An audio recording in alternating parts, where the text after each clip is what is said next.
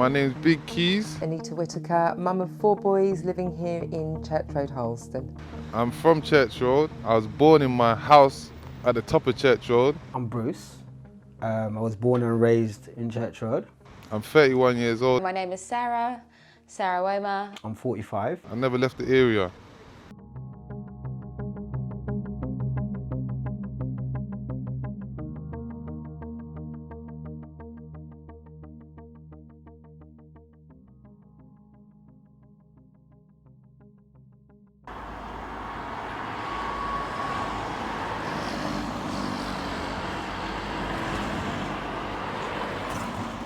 Growing up as a kid, I liked it.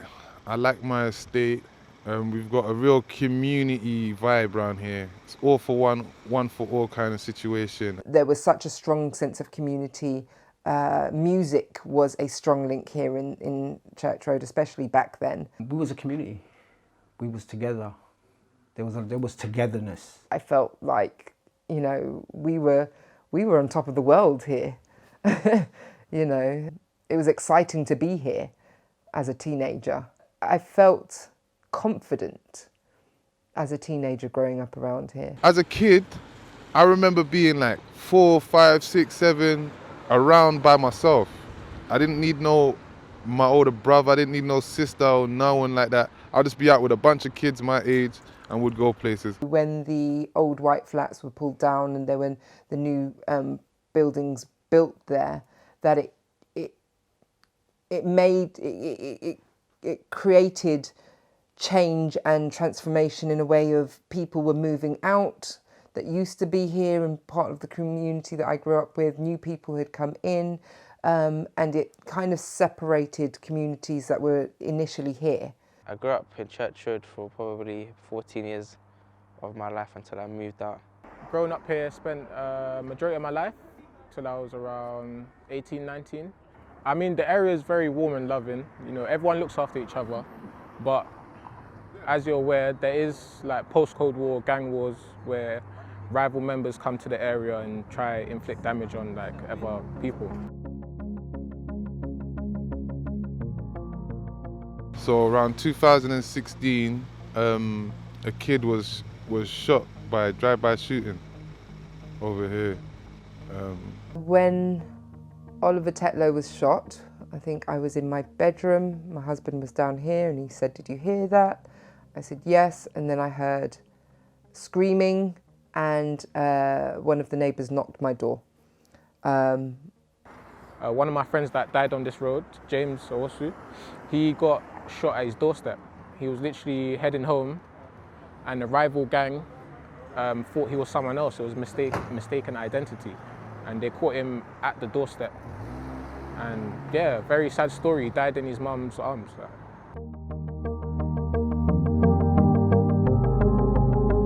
Gunshots became, I guess, a regular thing at one period in the area. To the point where actually it was nicknamed the gun capital and murder capital of the UK. So you get used to it, I guess. You become desensitized in some ways, and I guess more people stay indoors.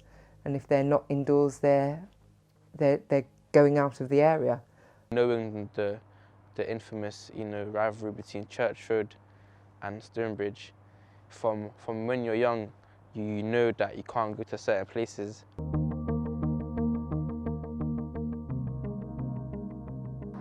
On the left, when you go to Neasden, it's a rival area. Some people won't be able to go there because of issues that they have with people from Neasden. When on the right to go towards Willesden's a more neutral area, but because it's neutral, that means other rival people from other places can also go there as well. When you go towards the right near Stonebridge, again, it's a no-go zone. From people from Church Road aren't really going to go over there because they know about the rivalries and it could potentially put themselves in danger going to that area. When you go straight up towards the left here, that's Harlesden. Now Harlesden is quite a neutral area, again like Willesden, but it being neutral, there's a potential possibility we could meet people from a rival gang or whatever, which then puts you in danger as you can see from the park just next to me, look how it is, how it's damaged and hasn't been repaired, and it's been like that for many years now. Yet, as you probably saw from the apartments down the road, and even from behind me, as you can see here, these were all built while that park was still broken and still damaged.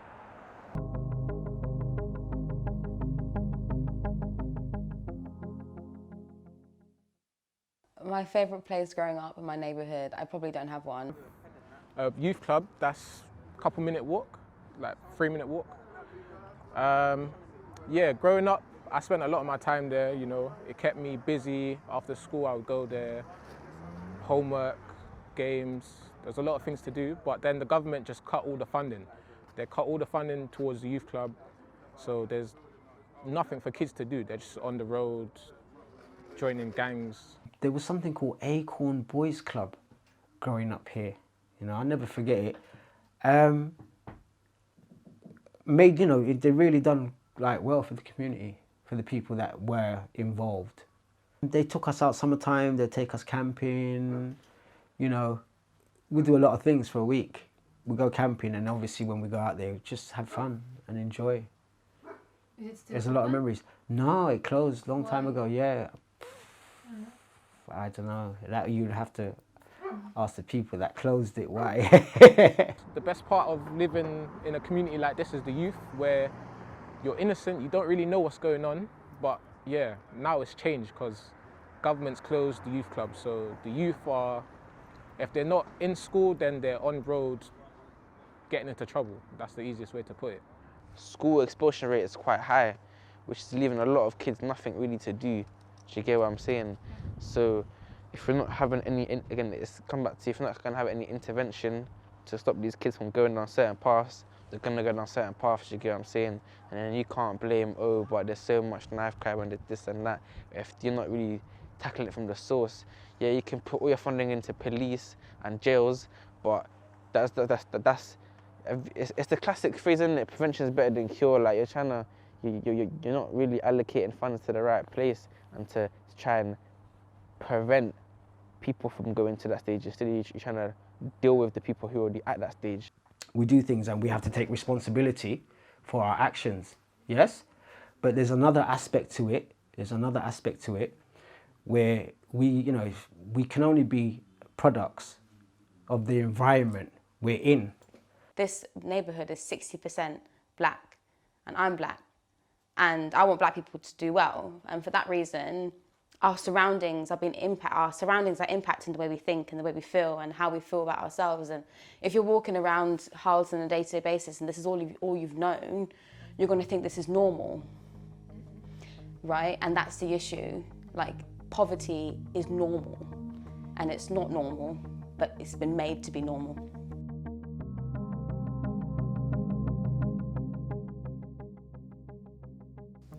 Regeneration gives the opportunity to create change in a positive way, and I think that it can often have a bad name.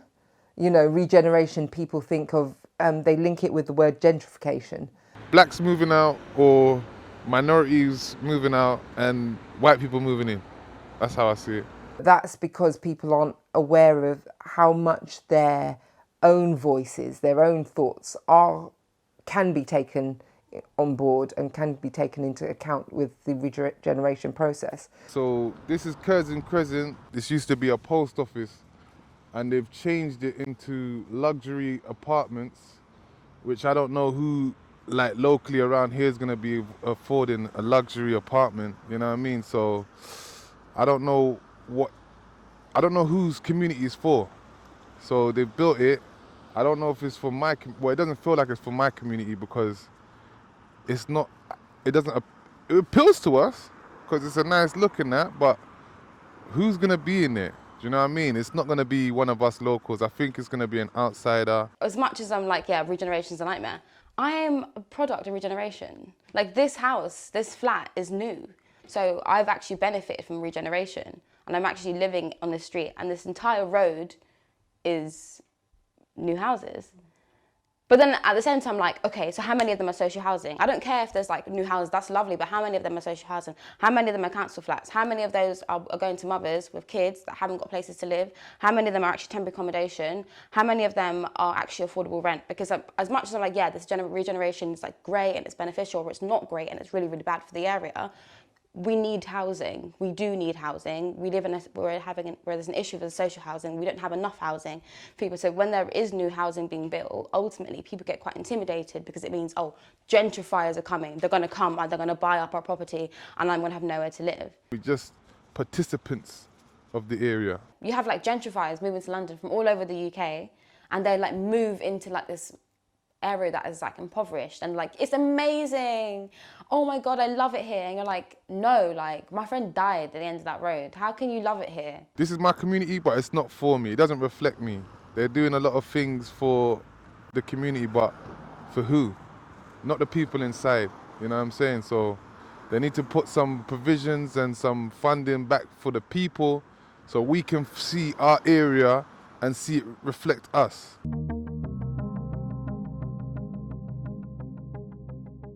If there's anything I would like to build in this area that could potentially improve the area, is a gym. A studio. A big studio. A big top-of-the-notch studio, which can get all the kids in.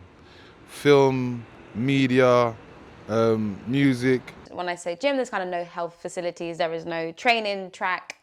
There's no running track. There's nothing really, anything that gives people any type of motivation. People want better shopping experiences, cleaner streets. Cleaner streets comes up so often. The environment is crap. The smallest thing that I recognised the other day when I was walking down was just the rubbish, like this, like small rubbish, like everywhere. People want to feel safe. People want job opportunities. People complain that, their children wouldn't be able to afford to live in the area. People want affordable housing. People want education opportunities. Give people more opportunities. Give the kids, the children, the youngsters, more opportunity that they can actually turn to somebody and look up to somebody. Because if they have no one to look up to, they're going to end up looking up to the people on the road that's actually making big money from selling drugs. There are tons of really big business locally, but it's been able to connect that. And that's something that we're discussing with the OPDC, because they're working with Park Royal, which is like the biggest industrial area, one of the oldest industrial areas in London. And there are some multi-billion pound companies and international companies right on the doorstep, but there's not really a connect to the community and not really an understanding of young local people of what's on their doorstep and what opportunities are there. I think there needs to be more social events to bring people together.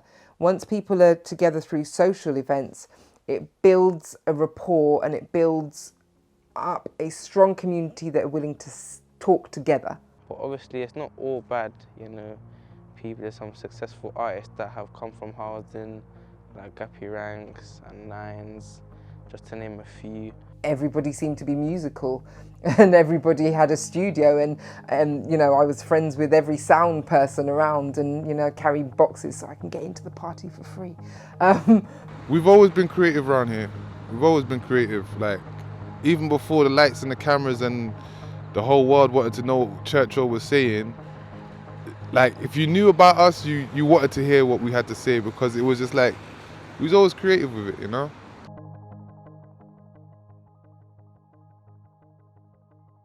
When I write, I feel free, liberation, alive. No matter your situation, all you need is motivation and inspiration. Where we come from, these ends amazing. We go together, but we end up in separate places. We them diamonds in the dirt while we step on pavement. We them stars hanging by the tree, but ain't for decoration. You either keep it real or you gas like the petrol station. The youth these days think they're big and tough, but like stir-fried food, they're just mixed in stuff. You can find your inner self on this big black bus. That's unity for the community, plus music, knowledge and opportunities.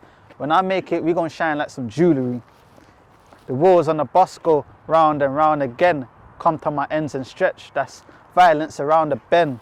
That's NW, count to 10. London, it's like a snakes and lions, it's like a circus where we come from the way that we juggling. We some role models, but we ain't modeling. When you're building, they try to knock you down like a game of Jenga. You see Justin, he's the influence, but he ain't got influenza. My life's private, I don't answer to private callers, but these guys just shout me for a live performance. Life's a beach, so sometimes we dive in waters, but I would have drowned if it weren't for United Borders. Yeah, cool, just in time. Okay.